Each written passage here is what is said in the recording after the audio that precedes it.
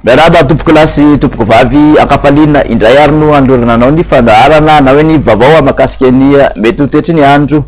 any amin'ny ranomasimbe-ny Mozambika dia mbola mitoetra ao hatrany ny fikorotanan'ny atmosfera, zany hoe misy tangonin-drahona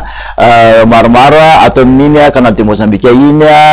andrafitra ny mety ho toetry ny andro amin'ny ankapobeny, zany hoe ampahazovana ny mousson hoe ny talio amin'ny Madagasikara manontolo, zany hoe anatin'ny volinandro fahavalatra zany Madagasikara ao anatin'izay telo andro ho avy izay. Ao mikasika ny izay any dia misy ny tsiodrivotra mafia ao anatin'ny oram-baratra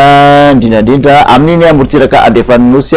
manontolo iny mety hatratratra amin'ny 5-20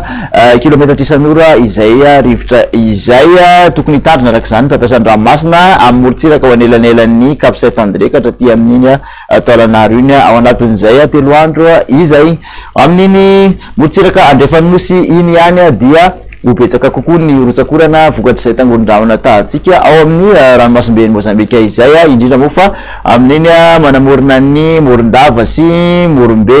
ary toliara voalohany sy faharoa mahazo ny Betioka atsimo iny.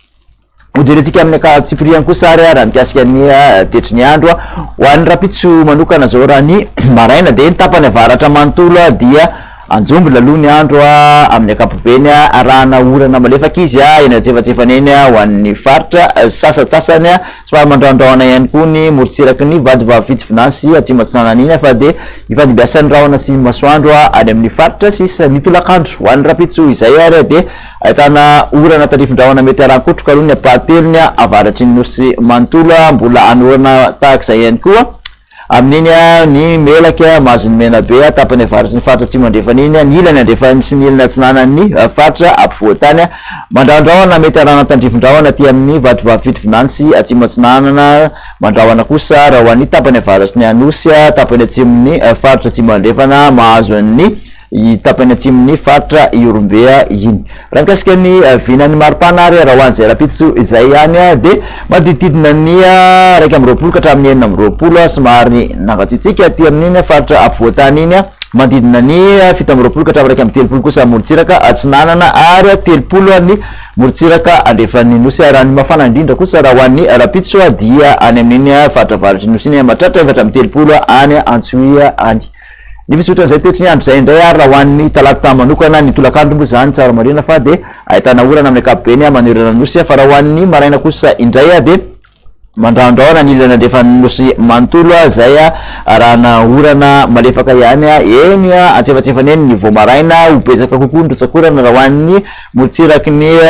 andrefana zany hoe morotsiraky ny menabe sy atsimo andrefana ho an'izay talata izay. Raha ny vinan'ny maripana mikasika ny talata dia manodididina ny 120 ka hatramin'ny 520 ny aty amin'ny faritra afovoantany 120 ka hatramin'ny 30 ny morotsiraka atsinanana 720 ka hatramin'ny 720 zany hoe somary nahitana fidinana misongadina ny aty amin'ny andrefana ho an'izay talata izay ny mafana indrindra moa dia mbola any Antsoia ihany 430 degré Celsius. Ny maranantsika azy kosa dia ny alarobia dolakandro dia mbola saika hanorana manerana ny nosy fa raha ho an'ny maraina zany ny alarobia dia mandraondraona aloha ny faritra maro manerana ny nosy